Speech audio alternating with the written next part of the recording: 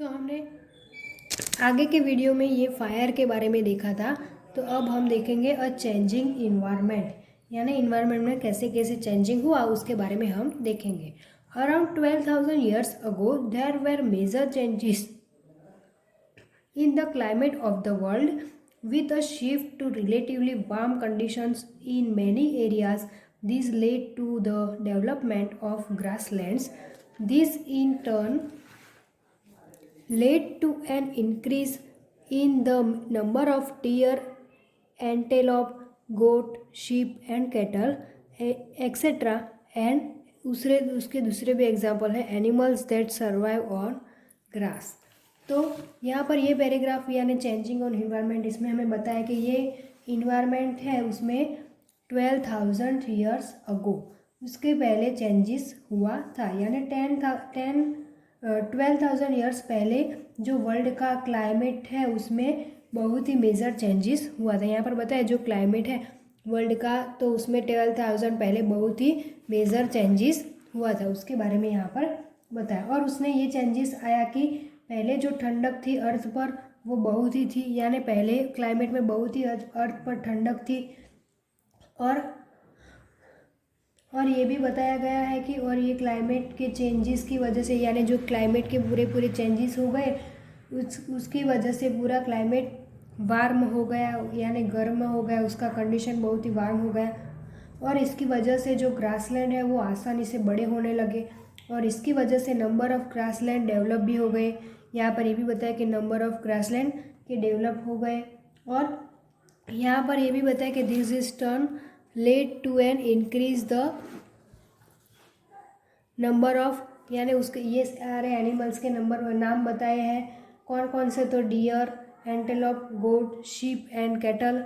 ये सारे एनिमल्स थे वो क्या ग्रास पर डिपेंड करते थे, और वो भी इंक्रीज हो गया, इसके नंबर ऑफ इंक्रीज हो गए, इसके बारे में यहाँ पर बताया। उसके बारे में नेक्स्ट पैराग्राफ है, those who hunted this animal now follow them, learning about their food habits and their breeding seasons.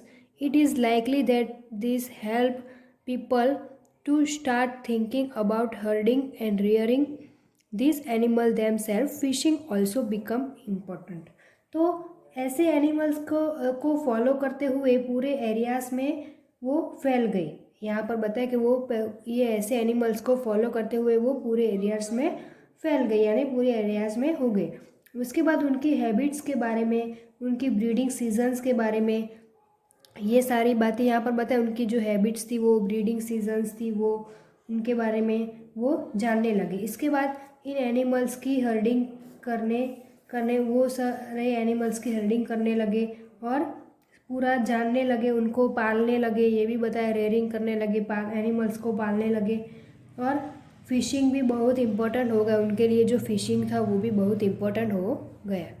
तो उसके बाद हम नेक्स्ट देखेंगे, this was also a time when several grain bearing grasses including wheat, barley and rice grew naturally in different parts of the subcontinent.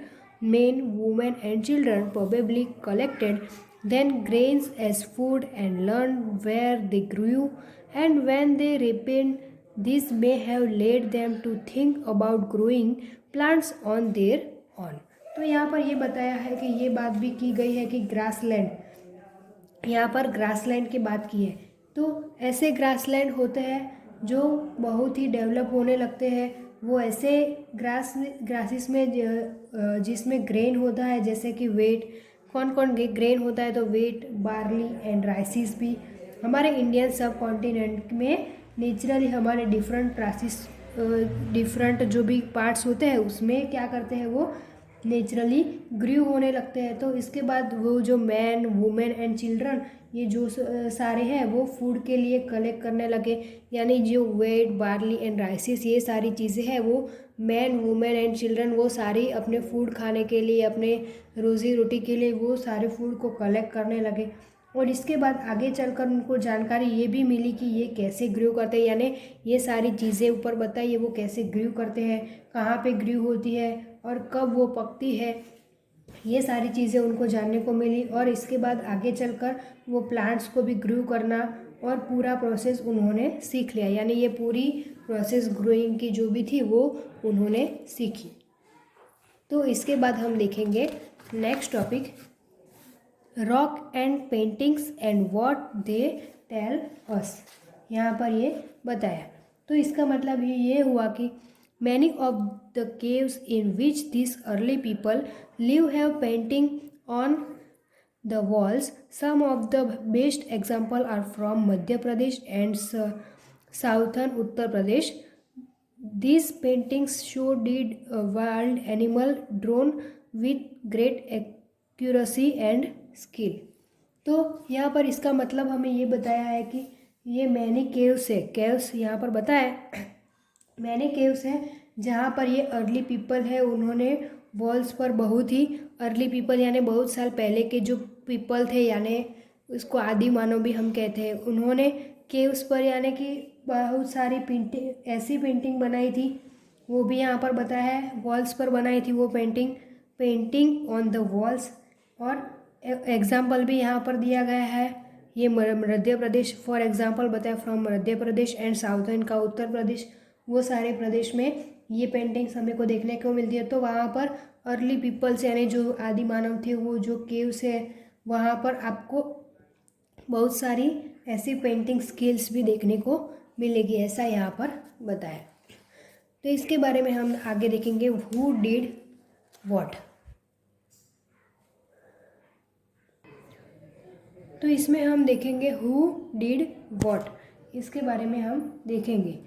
तो we have seen that the earliest people hunted and gatherers, plant produce, made stone tools and painted on cave walls. Is there any way of finding out whether women hunted or men made stone tools, whether women painted or men gathered fruits and nuts? At present we do not really know. However, there are at last two possibilities. It is likely that both men and women may have done many of these things together. It is also possible that some tasks were done only by women and other only by men.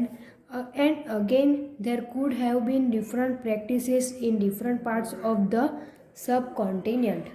तो यहाँ पर ये paragraph में हमें बताया गया है कि हमने आगे देखा कि अर्लीस्ट पीपल यानी जो आदि मानव वो थे, वो हंटिंग करते थे, गैदरिंग करते थे, प्लांट प्रोड्यूस का स्टोन टूल्स बनाते थे। यहाँ पर हमें सब बताया गया है, उसके आगे के पैराग्राफ में थे वहाँ यहाँ पर भी हमें स्टोन टूल्स वो सब बनाते थे, हंटिंग गैदरिंग करते थे और फिर प्लांट प्रोड्यूस करते थे। और यहाँ पर आगे हमने ये भी देखा कि वो केव्स वॉल्स पर पेंटिंग भी बनाते थे, लेकिन हमें ये पता नहीं चलता है ये सारी चीज़ें वो लोग बनाते थे। तो यहाँ पैराग्राफ में बताया कि हमें ये नहीं पता चलता है कि वो पूरी प्रोसेस थी उसमें वुमन, यहाँ पर बताया कि जो पूरी प्रोसेस हमें यहाँ पर आगे बताई है उसमें ये जो वुमन है वो क्या करते थे या फिर मेन ये जो क्या करते थे, स्टोन टूल्स बनाते थे, ऐसी सारी बातें यहाँ पर बताया कि वुमेन क्या करती थी, कौन सा वो काम करती थी, उसके बारे में, क्या वुमेन हंटिंग करती थी या फिर क्या मेन स्टोन टूल्स बनाते थे और वुमेन पेंटिंग करती थी या फिर मेन फ्रूट्स को गैदर करते थे।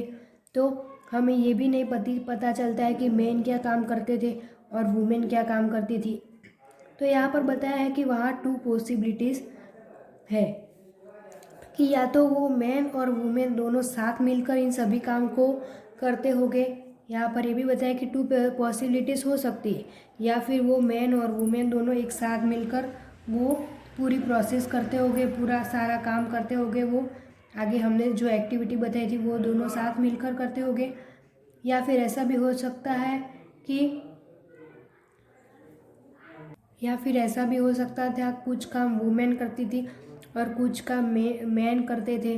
और ऐसा भी हो सकता है कि इंडियन सब कॉन्टिनेंट है उसकी डिफरेंट पार्ट्स में डिफरेंट प्रैक्टिसेस भी कर सकते हैं, ऐसा भी हो सकता है। यानी ये पैराग्राफ में ये भी बताया कि ये पूरे चैप्टर में हमने आगे जो भी देखा ये क्या सिर्फ मैन ही करते थे, क्या सिर्फ वुमेन ही करते थे, और या क्या सिर्फ वो दोनों मिलकर करते थे, ये हमें नहीं पता चलता तो उसके बाद हम देखेंगे अ क्लोजर लुक और हंस की इसके बारे में हम देखेंगे। Find husky on map 2 page number 14। तो हमें आगे ये पेज नंबर 14 दिया है, उस मैप में हस्की के बारे में देखना है। ये हस्की है, उसके बारे में हमें ये चैप्टर में दिखाई दिया है।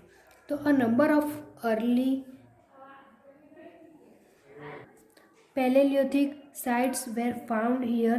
At some sites, a large number of tools used for all sorts of activities were found. These were probably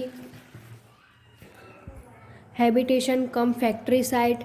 In some of the other and smaller sites, there is evidence to suggest that tools were made. Some of the sites were does to springs.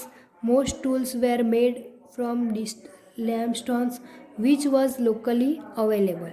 तो यहाँ पर ये paragraph में हमें ये समझने को मिलता है कि ये जो हमें मैप 2 में बताया है ह्यूंगसी, उसके पर तो यहाँ उसके बारे में हमें यहाँ पर बताया है कि नंबर ऑफ अर्ली पैलेलियोथिक साइट्स, यहाँ पर बताया पैलेलियोथिक साइट्स, उसके बारे में यहाँ पर बताया यहाँ पर।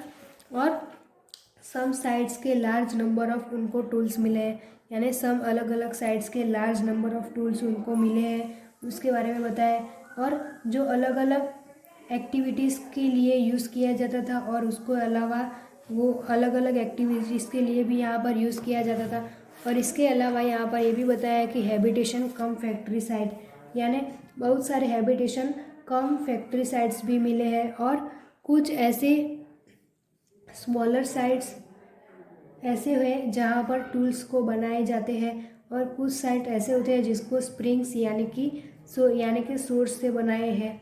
और सम मोस्ट टूल्स लाइमस्टोन से भी बनाए जाते हैं जो लोकली अवेलेबल होते हैं। यहाँ पर ये भी बताया कि कुछ ऐसे भी साइट्स होते हैं वो जो लाइमस्टोन से बनाए जाते हैं और जो लोकली अवेलेबल होते हैं।